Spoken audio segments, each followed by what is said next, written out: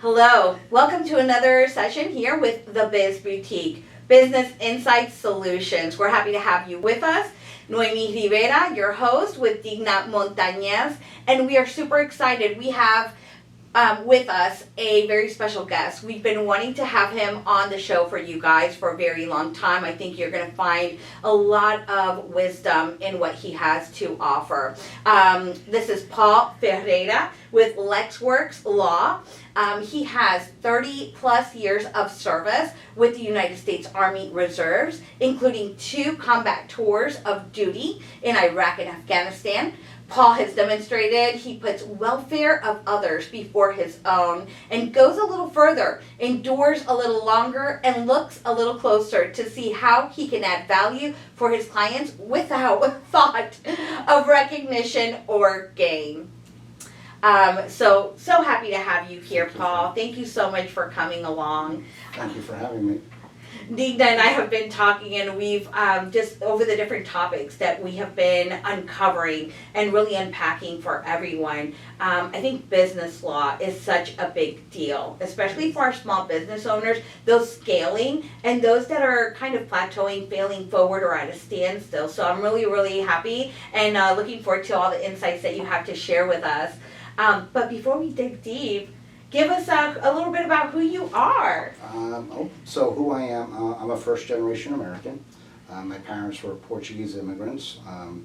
I was born in Newark, New Jersey, but raised culturally Portuguese.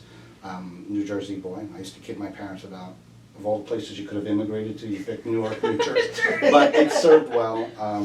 I was first in my family to graduate from accounting. I had, and that's only, I majored in accounting because that was a family business. So if I didn't make it into law school, I was going to go into accounting with my father. Thank God I made it into law school. Graduated law school. I was never going to do accounting again. Graduated law school and started a regular career as a prosecutor in Essex County, New Jersey.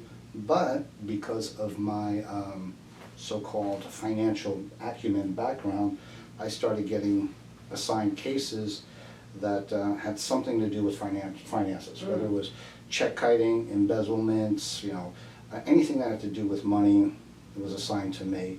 And I started to find that I liked it because it's not traditional accounting. It had that kind of gotcha aspect to it. You're trying to be smarter than everybody else around you, but you got caught with your hands in a cookie jar, so to speak. So, during that time, I joined the United States Army Reserves, went to be enlisted first, and then I became an officer in the Army Reserves. So for the last 32 years, I've had 2 careers, my legal career and my Army Reserve career. I'm not a lawyer. I was not a lawyer in the Army Reserve, so I did stuff different. That's the way I wanted it. I had my legal career, and then I wanted to do something different on the weekends. But I then transitioned over into private practice, and in the New York metropolitan area, I focused on financial investigations, forensic investigations, a lot to do with insurance fraud claims. And then 9/11 came. I was in the New York metropolitan at the time, and shortly after, because of my commitment to the Army Reserves, I started deploying around 2003. So between 2003 and 2018, so it was 15 years, I did 8 of those years on active duty. Wow. So I was away from my civilian career and family more than I was at home during that time. I did actually 2 tours in Iraq and 1 in Afghanistan, okay. So it was 3 tours, combat tours. I came back and had the honor of being selected to go serve at the Pentagon and work 2 years there on policy and strategy for Africa.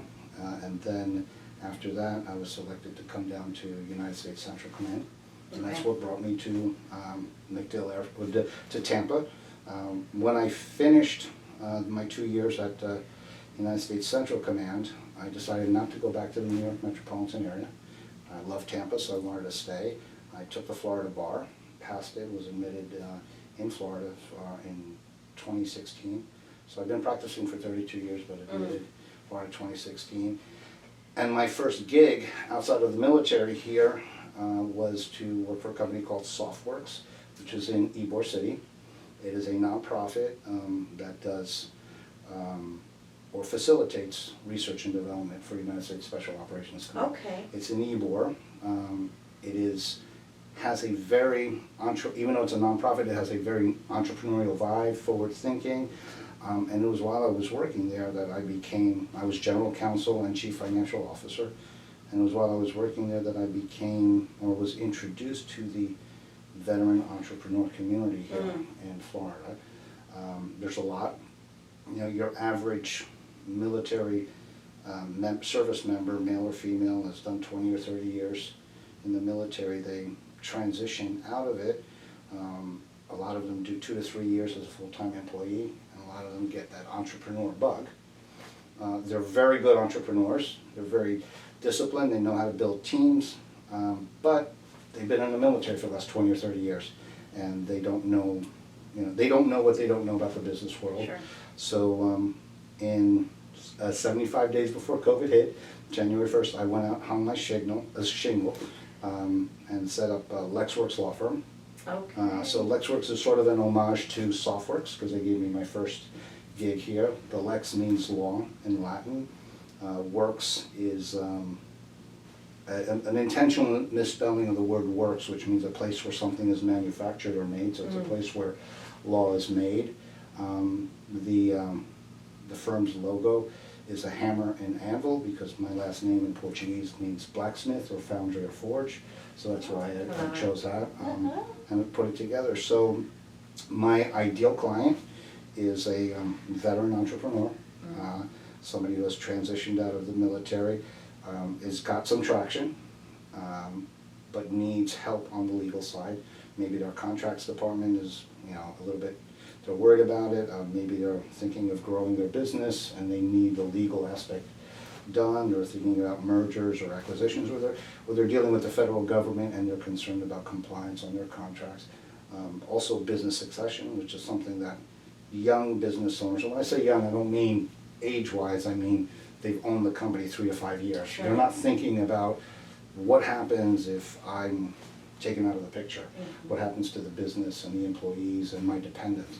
And they're not thinking about that yet. They're thinking about growing. So I try to bring those issues to their forefront, make sure they have proper insurance coverages, all those little things, back office stuff that they sometimes don't think about, because they're focused on the front office, getting more money or more business, more revenue, and growing the business. So, I just retired from the Army Reserves as a colonel on September 1st after 32 years. Thank you for your service. And Thank now you for I'm your service. That's awesome. 100% focused on the practice of law here.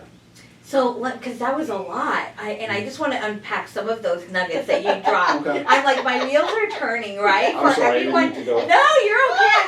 I love it. You're on I'm it. also an entrepreneur, and you get used to the pitch, and when you work on that pitch, and when somebody says, "Well, tell us a little bit about yourself," you're like, unloading. Down pat, but hey, if you haven't gotten your, elevator speech, you need to take note.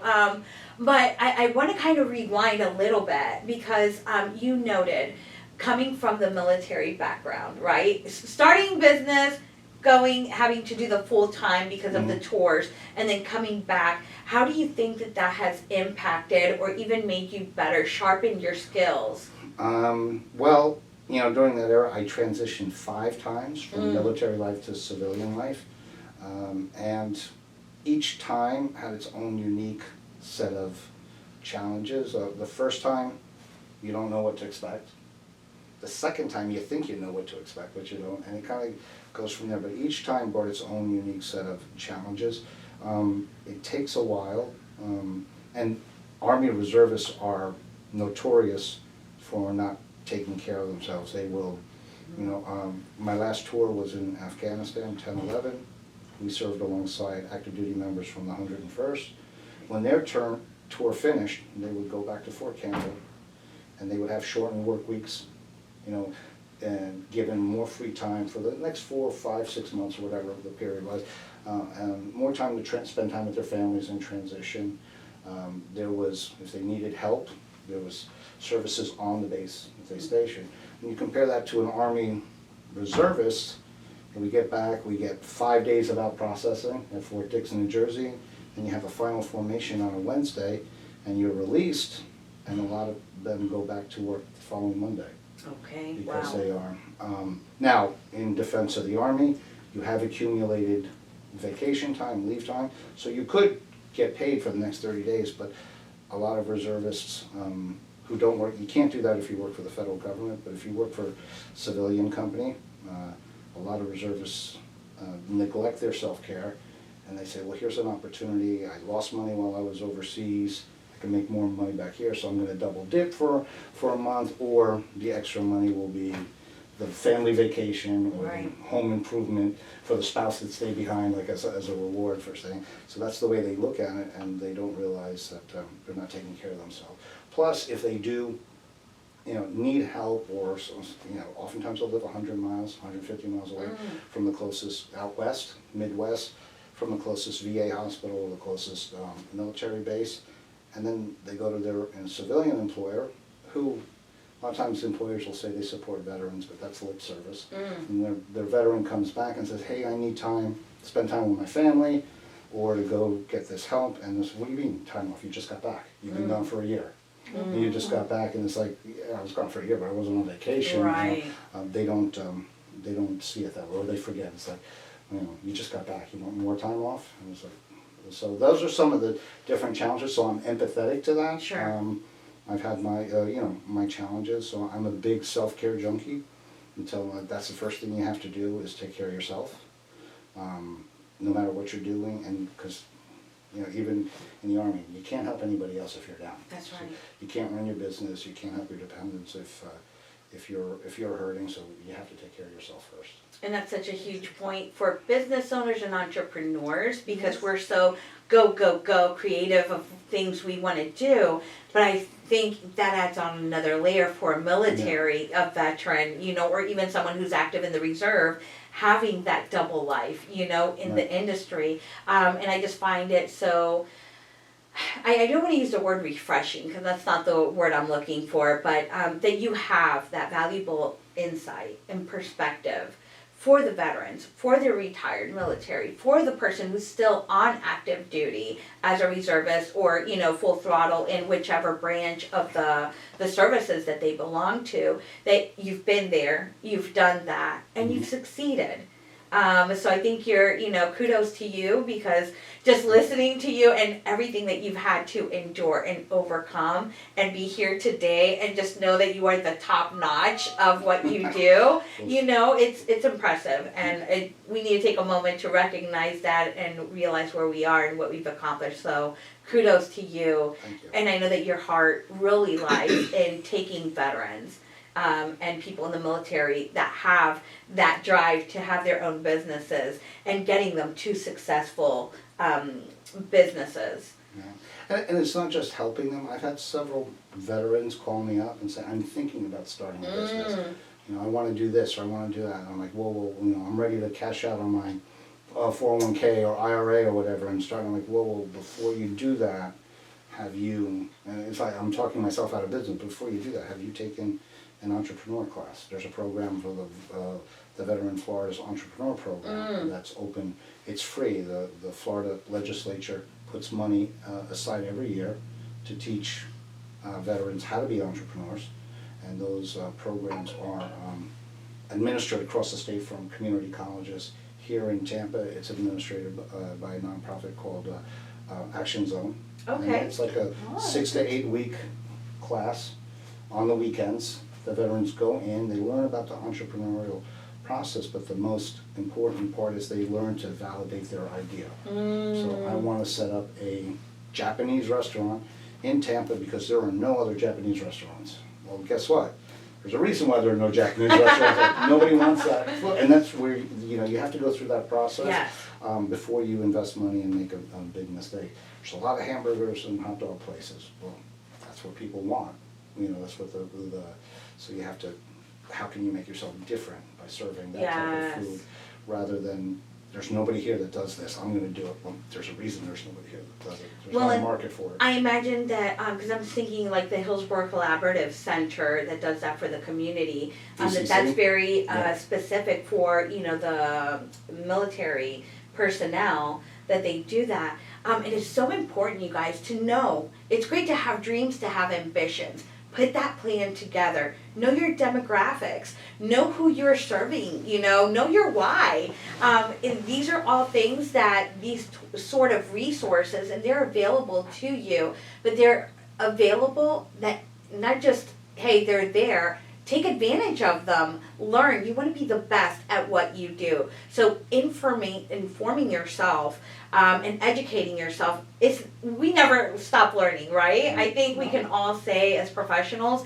that we're continues to groom ourselves and learn different things about the industry. I know, Dina, with the taxes, you're excited to share with us what's going on in 2024 because it's an ongoing, evolving market. The same thing with business law. I hear so many people who are like, oh, I found this form online, pro se, and I'm like, no, do you know if the verbiage is correct? Was that a form that was done in Texas? Is that even right legal language? So here's a little secret. When those services started coming out, I thought, oh, well, there goes the practice of law. Everybody's going to start doing these things by themselves. They're not going to need lawyers. Well, the market for the mistakes that people make, fixing the mistakes that people have made filling out their own form, has replaced the initial. Wow. And it's kind of, I hate to refer to it, but it's kind of like the plumber, like pay me now or pay me later. You want me to do the repair right,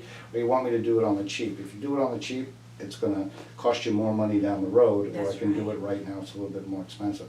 And that's what happens. They do it on the cheap by themselves, and then they make mistakes, so some serious mistakes, and then it costs them much more to fix that mistake than it would have to sit down with a lawyer and do it.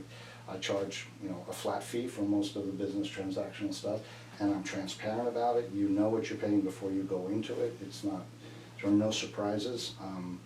And so some of the cases I take on an hourly basis, but we have that discussion beforehand, and I'm very familiar with budgets and giving out work and product reports so the client knows what the burn rate is and can make it attention. So I have a very transparent billing system, and that's the kind of lawyer you should look for. Somebody, how much is it going to cost me up front?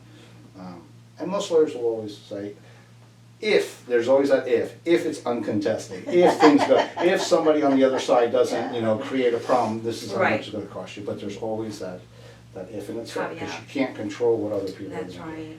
But it also goes to what you were saying, pulling back, that ties into that when you're talking to new business owners and, hey, yeah, let's have the conversation about where you want to go, the steps to do that, what you would need in place, but also the succession planning. What's the end goal? And if something were to happen to you in the interim, how are you prepared to do that? Do you have key person insurance? Is your partner going to take everything, your family? So there's so many different components that people are not aware of. Dina, you might speak to that too, because I know on the accounting end, you get to see the different books from business owners that do maybe their own TurboTax, and we're like, no, go see Dina at Dreamline Accounting. I know she's helped me. I used to do my TurboTaxes, but once my business got to a different level, I knew, like, okay, no, I need to get to someone who's going to help me maximize my deductions. I'm going to seek out the professional. I'm the expert in my field. I need the expert in this particular field. And I'm going to trust that she knows what she's doing to help out. And that's what we're here for, right? The business law side, the accounting side, how we're able to partner with business owners to establish a firm foundation for their business and to walk with them through that, because it's not a one-time deal. None of us are in industries that it's a one-time deal. These are relationships that we're building, and you should have a relationship with all of the professionals that you work with and cohesive to your business. Networking. It was very interesting. I was about to say, when you mentioned the protecting of your business, know where you're going. What in the spirit I see is small business, and they're working, but they don't plan, or they want to grow, but they cannot see that grow if they don't organize their finances, if they don't have the legal aspect of their business, because we just talk about it, we just partner without putting anything in writing, or check So- It's the my legal best aspect. friend. I've known him for Even, years. even with family, I always tell everybody, business is business. So we had to treat it as a business, because if you want to grow in your business, you have to treat it as a business in the legal aspect, in the finance aspect. And it's so great that Paul has the combination to being a CPA and also That's right. the law aspect. That's a really great combination that not all the lawyers will have. We have That's a the good finance aspect and all that experience, which is great. I didn't know that the veterans have that to help into Service. Yeah, that's service. entrepreneurs to And there start their are business. other services, that is the one that I'm most familiar with, because I used to be on the board for that, and I went through that program, but when I started up my law firm, I used to be on the board for that. Just to make one thing clear, I'm an attorney CPA, but I do not do my clients' books. Sure. I think I don't provide that service, but I do, and I have served as a chief financial officer for defense chief legal and chief financial officer, but I can identify issues like you need a better bookkeeper, or your accounting system is not DCAA, which is Defense Contracting Auditing Agency compliant. What does that mean? It's just a bunch of requirements that your accounting system must do these things in order to be, and a lot of people, new companies into the defense contracting miss things like that, and it's this is, you need to find somebody who's familiar with that and add, QuickBooks is not DCAA compliant out of the box, but you can buy modules to it that will make it. You say they don't know that, and I don't do that, but I'll identify that issue and can refer to somebody like a Digna to like, Sure. this company needs help on their bookkeeping. If it's like a CEO just doing it. And same thing, walk into a new client, I start looking, I ask what kind of, we're buying stuff from overseas, we're reselling it here in the United States to military and law enforcement, and I go, okay, what kind of product liability insurance do you have? And he said, what's product liability insurance? Okay.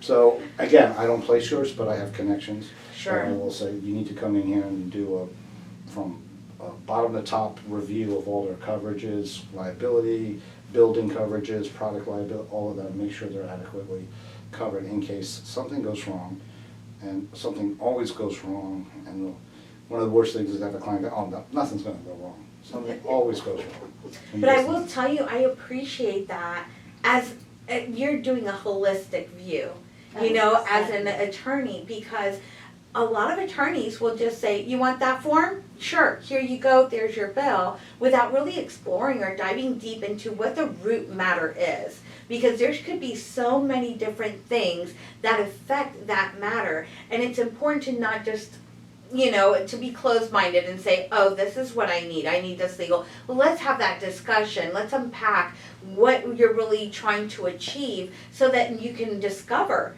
and make the proper recommendations and put the appropriate things in line, in place, so that it is a successful transaction. And to be able to have that valuable insight and approach, I think it's valuable, and a lot of people miss out on that. And I think that's what makes you the creme de la creme, is that you're really looking at it in a holistic manner. And I can speak, I worked 7 years with attorneys in trust and estate planning, and they did their due diligence. But let me tell you, some of that well-rounded aspect was missing that is so crucial. Yeah. I recently had a client who said, call me, I need a demand letter because a customer of mine owes me $5,000 I'm not paying. And now I could have just done the demand letter, but I was insistent. Let me see your contract. Why do they owe you $5,000? And I wanted to review the contract, see if it had language there. Yes. Maybe it was a business practice issue, so that this didn't continue to happen again. Sure. Did you ask for a deposit? That's not legal. That's business practices. But I want to look at everything. Sure, I can do the demand letter, but what caused the problem? Are you not vetting your customers correctly? So that the time that people spend, even as a lawyer, any business owner spends collecting, is time away from their clients, providing the services to their clients. But you're providing education. That's what you're offering when you're asking these questions. You want to not just do the discovery, but educate them so, like you said, the same mistake doesn't happen again. you don't face that situation again. You know, we can correct it, we can nip it in the bud, and this is that hole, right? And we can gap that. We can go ahead and cover that area if it's language in the contract, if it's, you know, a stipulation that wasn't clarified, so that it doesn't repeat itself. Right. So, another issue is a lot of clients are resistant to help. You know, and I use the argument of Tom Brady is arguably the best quarterback in the history of the NFL, and he had like 7 coaches. Okay. What makes you think Come that on. you can do your work without one? And the difference between coaching and not coaching in a business world, an entrepreneurial world, is making enough just to get by in your business, and the second one is having a business that runs itself when you're not available and allows you to enjoy the fruits of your labor. Yes. Now, it takes about 3 to 5 years to get there, you know, but, you know, sometimes you need a professional, you know, we use coaches for health coaches, we use, you know, coaches for working out, you know, push us a little harder, do things that are not comfortable. That's what, I don't function as a business coach. Trusted advice, some of that is business coaching. Trading some, you know, tax advice is also business coaching, but holistically, you know, is the leader of the company too much into production? Are they running the company, or are they working for the company? That's right. And that's, it's Are you hard working to in change. it or on it? It's hard to change that mindset because it's everybody's baby, and you know, I want to take care of my baby, and make sure my clients are taken care of and stuff, and it's hard to let go and delegate. It is, but I always tell a lot of my clients, I said, okay, you see this franchise, they're owned by individual people. Do you see that owner working at the McDonald's franchise? Do you see them at the Five Guys? No, they've built it where they put the right people in place to manage it so they can go start another one or do a different business venture. You know, it's really getting the basics of business down for whatever avenue you're in. And even if you say, oh, I'm okay just doing this, I wanted my mom and pop shop, that's great, that's not a problem, but there's still a way to maximize and make you that best mom and pop shop that of what you're doing. This is good creative conscious on the people that are in business, because what I hear all the time is, Digna, but I'm working. And when I come and see what's the money or the production, and I'm working so hard, because you're not working smart. You have to stop, see the whole aspect of your business, how you can work better. Set up goals. So many people start a business and they don't even have a set goal for the next year or 5 years where you see yourself. And to get there, you need a plan. And that's why the business coaching, the looking at the legal aspect, the financial aspect, the marketing aspect, all the aspect of your business, the protection, like we mentioned before, of your investment for you, for your family, 100%. and you're planning the future. I want to travel and be relaxed that the company is still making money, and also at the same time keep helping the people, that giving the support that they need. Yeah, So being coachable, right? Being coachable. And that is something that I'm practicing, not just preaching, right? So, and I'll give you 2 examples. So I'm, you know, in my mid-40s now, and I realize my body's going through different things. I don't know what I don't know. Health is not my forte. I grew up in a very Latino family, Puerto Rican, where it's, you know, the roasted pork, the plátanos. And so, you know, it's part of the culture, you know, eating a certain way. And so I partnered with our good friend, Jennifer Jenkins from Rooted Holistic. Shout out to you, girl. And she's really, and that's another holistic approach. It's not just your relationship with food. It's, you know, what are you eating, the mindset, the mental well-being. She's really taking a great approach where I'm even seeing, oh my goodness, her breathing techniques has nothing to do with, you know, eating and losing weight, but it's helping me so that I can just calm myself down, ground myself, and I'm learning to be coachable in those areas. And in business-wise, we partnered with Denise for social media. I don't know anything, but I am the worst social media person, y'all. Y'all see us on camera here, but it's, you know, it's not my forte. So we partnered with someone who's an expert with the social media to get the best edited version of this video, the podcast, the recording, the shorts. And we let her run with it, and she's doing amazing. So in that regard, to what Paul was saying is, be coachable, be open, and if you want to be the best at what you're doing, you have to continue educating yourself with the experts in those particular fields. There's so many I hear YouTube University all the time, right? And that's great. It's great to get some information, but at the end of the day, you need a proven professional, that has been in it, done it, and excelled so that they can replicate that for you. And I think Paul is a prime example. Military, business owner, entrepreneur, he's been in it, he's been able to succeed in his own practice, and he's helping others succeed as well. This is like you said, the holistic approach in the business, even the health, because if you're not healthy, then you cannot work, you cannot produce. When you practice taking care of yourself, the meditation, the breathing, then you learn how to manage all the stress that the business could create, because all the business would create some levels of stress. So managing the stress, it will keep you healthy, because you don't want to have too much stress and have a heart attack and then not able to do what you really want to do. Don't know, and dare to dream, because we had to put those dreams on it. But to really we're serious about accomplishing those goals and dreams, we have to be organized that and get the coach, the assistant, the information, everything. Invest on that, because investing on your business organization and all the law part and the financial part, all the aspect of the business is investing in your future. That's right. And that is your life, your family life. So that's the most important thing. So it's so great to have somebody like Paul with all that knowledge and that really have the approach working for what the people need, not only a job, not only a way to earn the money. Of course, the money has to be there, but it's not the goal. The main thing is helping people, and the giver's gain. Yeah. Like we say in BNI, the giver's gain, the lifelong learning. Plug to BNI Tampa, Synergy, hashtag. So with that, I think we've unpacked quite a bit today. I would say, in wrapping up, Paul, is there anything crucial that you want to get out to that young budding person who has those entrepreneurial dreams? Also to that person who's in business and has hidden kind of a plateau. What do you have to say to them? Well, first I would say that don't ignore the legal aspect of it. I know it's tempting for a young CEO. Again, when I say young, I don't mean age-wise. I mean they're in the beginning, 3 to 5 years in their business, or less than 10 years.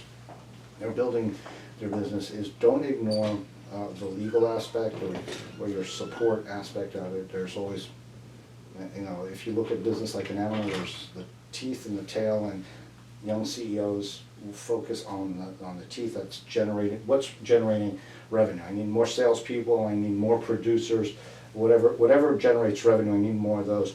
And they sometimes neglect the tail, and the tail is that part that saves you money, and gets you insurance coverage at a good price, making sure you have internal controls, so you're not bleeding money that you're generating. Make sure you're taking advantage of all the tax codes that you can take care of, that you're set up to do that. Your contracts are being managed or viewed by somebody qualified, so you don't get into litigation problems or breach of contract, things like that. And it's counterintuitive for a CEO to think about that.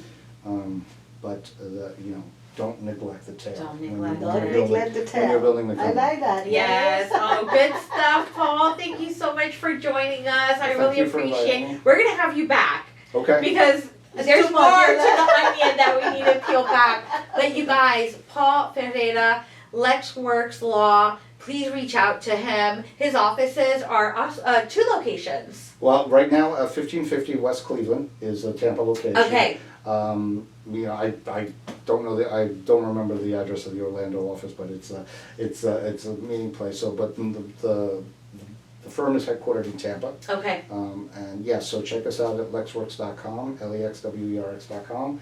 We're there, and and if anybody knows a veteran entrepreneur or even a veteran organization, nonprofit that's working in that space, and would like to make an introduction, please email me, paul@lexwerxlaw.com.